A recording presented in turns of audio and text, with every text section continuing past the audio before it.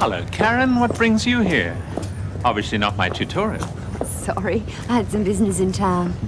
Business before wisdom, huh? The scourge of the decadent West.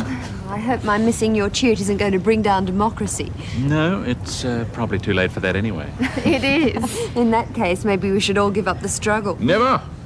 Not while the rough red still runs in the veins. Get Suzanne here to lend you a note. Okay, I promise I'll be there next time. You better. There won't be many more chances. I'm taking some time off to do some research. When? As soon as I can arrange a replacement. Who's that likely to be? Probably Tom Burton. Oh, no. Tom's a very good tutor. Yes, if you don't mind your bottom being pinched. Well, I was black and blue after his tutes last year. And besides, he's so boring. He'll never discuss the real issues, and he's a chauvinist pig. Enough. Enough. I can't stand here and let you malign a colleague. Go and do it somewhere else. Besides, I'd like to have a private word with Karen. Oh. Okay, I know when I'm not wanted. Is it about my paper? No, not exactly. The research I'm doing is at the Wentworth Detention Centre. Oh. The problem with this sort of thing is that it's very hard to get at the truth.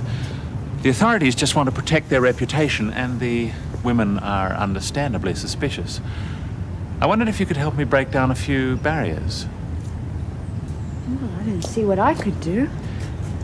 Well, why don't you come up to my office and we'll discuss it? Over a glass of sherry, perhaps. Well, I have to be getting back. I can't afford to be late. Don't worry, I'll drive you back when we're finished. Make sure the screws don't welcome you home with rubber hoses.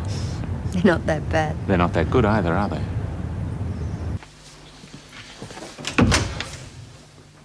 Good morning, Dr. Clements. I'm Erica Davidson, Governor of Wentworth. Delighted to meet you, Mrs. Davidson. This is Mr. Fletcher, our Deputy Governor, Miss Bennett, and Mrs. Jackson, our senior officers. How do you do? I'd like to say that I really appreciate this opportunity of working here, and I promise I won't get under your feet too much. What exactly is it you're looking for, Dr. Clements? Call me Peter, please. Well, I think we all know the type of background that many criminals come from. Broken families, poor, working-class conditions, overcrowded accommodation, etc., etc. What I want to look at is why some people from this type of background develop a criminal mentality and why others grow towards more normal social behavior. Hallelujah. Yes. Well, perhaps you would like to have a look around the prison. I'd like that very much, thank you. Mr. Fletcher? Yes, follow me, Dr. Clements.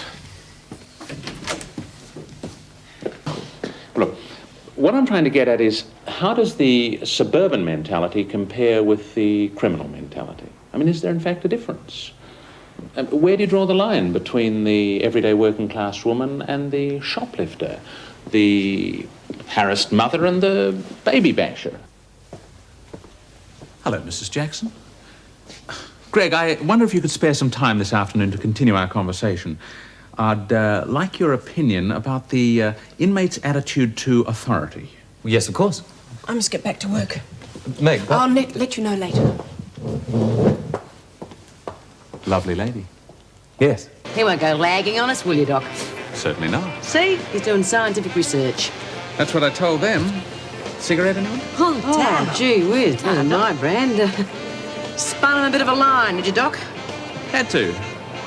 You know what they're like down there. Fair idea going by this place. Right. This place is like the inside of their quaint 19th century mines. Well, I could hardly tell them their lovely prison's a complete waste of time, could I? Oh, so that's what your book's going to be about? Shh. Don't you go lagging on me either. Cigarette, Doreen? Getting through your smokes there, Doc. Plenty more where they came from. Here, have the package. Oh, Tad. See, the truth is, you ladies have got them licked. They spend all this money. They put nice bars on all the windows. They hire friendly screws to look after you day and night. And what happens? We keep them on the hop. Right. You won't behave yourself. Funny thing, that, isn't it? Sounds like everyone outside. What's going on here? Oh, smoke goes over, girls. Have permission to be in here? No, does it matter?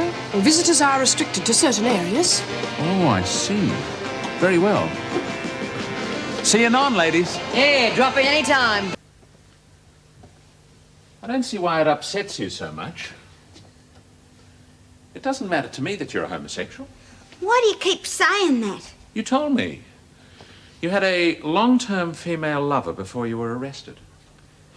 She was helping me when they took my kid away.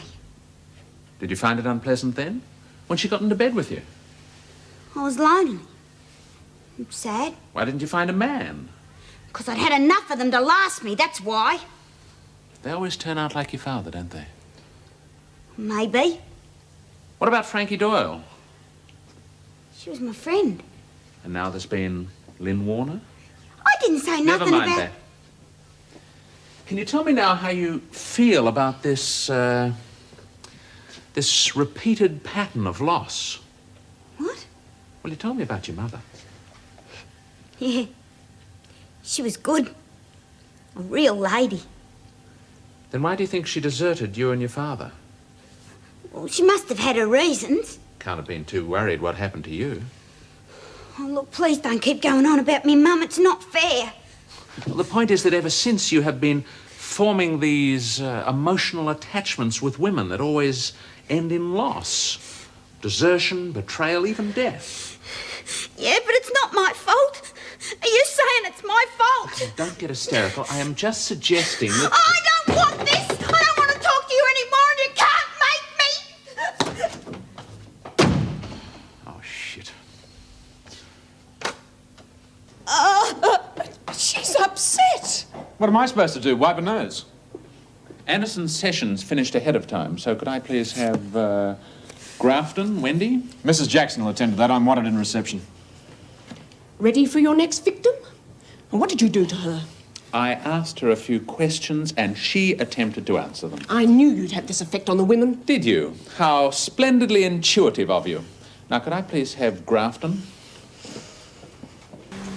Doreen? Doreen? It's very interesting. A perfect example of retrogressive withdrawal. Hey? Doreen, can you hear me? Excuse me, Peter, if you don't mind. Doreen? It's Dr. Miller. Can you hear me, Doreen? I don't think you should be here, Doctor. I would have thought I was better qualified than anybody. Besides, she's one of my subjects. She's not a guinea pig. You don't have to whisper. She can't hear you. Is she going to be all right? Shh, Edith. What do you think, Greg? There's nothing I can do. She needs a psychiatrist. She should be in hospital. Why not leave her here? We could keep her under observation. I thought I told you to leave. Now, look- Now, either you leave or I'll report you to the governor. Greg, perhaps we can discuss this case later. Yes.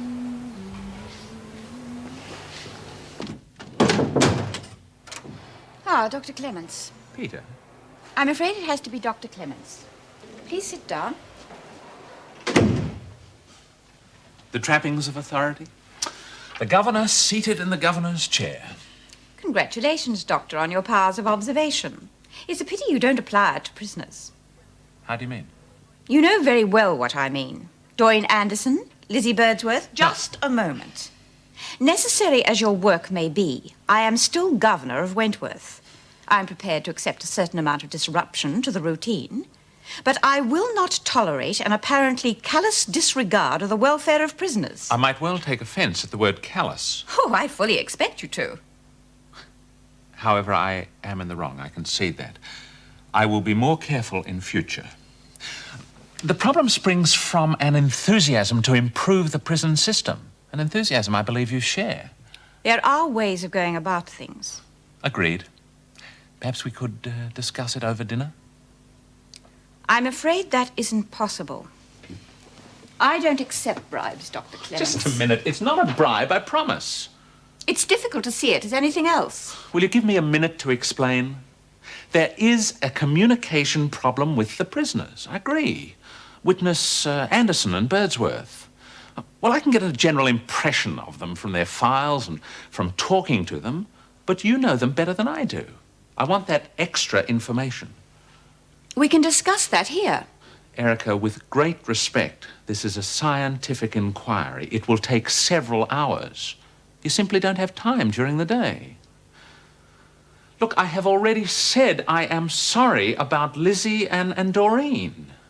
Now, we can keep flying at each other's throat, or we can make this study the best damn thing that the country's ever seen. I know which I want. You do have a reputation to secure. So do you.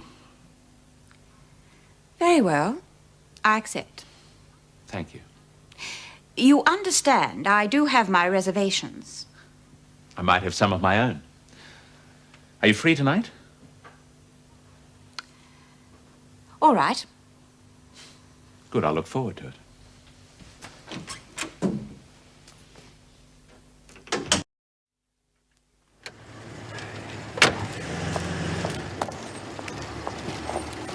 Morning. Good morning. Hi. Morning. You look as if you've got cause for celebration. I have. The new practice. I've just been round and signed up. Oh, congratulations. Thanks. Yes, congratulations. How soon till you start? 2 weeks. So soon? Yes, well, it's going to be a busy day. I better be going. You are aware Bella Albrecht is in the prison? Naturally. You will also be aware that she has a great security problem. Information about her crime must not be given to any prisoner. Erica, do you think I'm totally without discretion? I just wanted to be sure you knew the situation. Of course. Actually, I'd like to talk to you about her case. Perhaps later, when things have settled down. She disturbing your routine? A little. It's interesting. Morning. Morning. Lovely day. Obviously, the suppression of the maternal instinct to the point where a mother can murder her own child. It's not exactly natural. Yeah, well, I don't know the big words for it, but she could certainly do with a head shrinker's help. Have you come across her type before? Yes. The socio-sexual neurotic who feels all her needs will be fulfilled by marriage. Aggravated, no doubt, by the fact that the child was illegitimate in the first place. Come again? Well, when another man comes along and she believes that the child is the only reason he won't marry her, the result is logical, if frightening. Come in. Ah, at your service, Governess. You wanted me? Yes, Dr. Clements, I had a few things I wanted to discuss with you. Oh, my pleasure. I don't think we need detain you any further, Miss Bennett. Well, what on earth have I done to warrant such an icy blue stare? Peter, I thought you understood that the women here regard infanticide as the cardinal sin, and that it was vital that Bella Albrecht's offense should not be made known to them. My dear Erica, talk about shutting the stable door. I mean, everyone knew already. It's common knowledge. It was not common knowledge until your interview with B. Smith. Oh, rubbish. B came in full of it. Otherwise, I wouldn't have said a word. What exactly did she say? Well, if I remember correctly, she pointed out that it was rather ridiculous of you to expect them to believe that Bella was in for your common or garden murder when you'd authorized such extraordinary security precautions. She was probing for information, and she succeeded. It's the oldest trick in the book, to pretend you know something when you don't. B must have a higher IQ than I thought. You know, it never crossed my mind for a minute that I was being manipulated. No, it wouldn't. It's usually the other way round. You're very good at manipulating people. Well, them's unkind words, Governess. Ever since you have been allowed access to this prison, you have abused your privilege of working here. You even pushed one girl into a complete breakdown. Doreen? And you may yet cause the death of another. Oh, nonsense, Erica. It is not nonsense. I have the job of keeping Bella Albrecht alive and unscathed. All this will go in my report to the department. Now, will you kindly remove yourself and your effects out of here? Right now?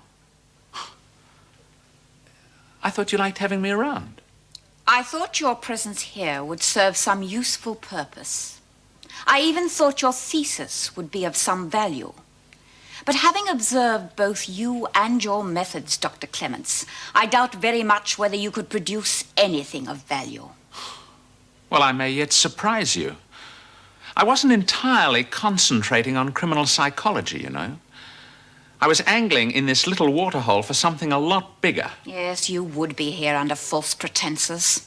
Well, everything's fair in love and psychology. Come publication, I think you'll find my little thesis very good reading.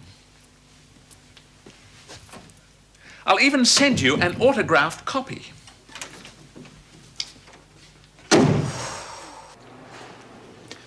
Call me a cab, there's a good girl.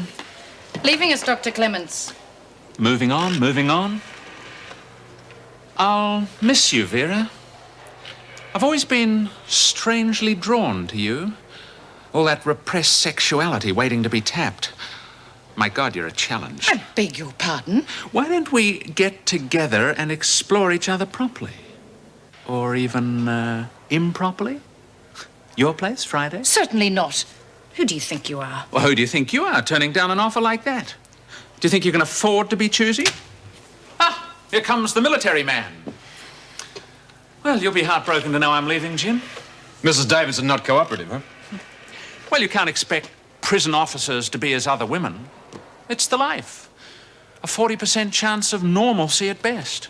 Well, I don't know how we're going to struggle on without you. Well, I wouldn't advise you to struggle much further with your little problem. I haven't got any problems. Jim, the man who says he has no problems, has he got problems? Still, psychiatric science can do marvels these days. You can get something done about your hemophobia. What the hell are you talking about? Don't worry about it. Your little secret's safe with me. Tell him I'll be waiting outside the gates.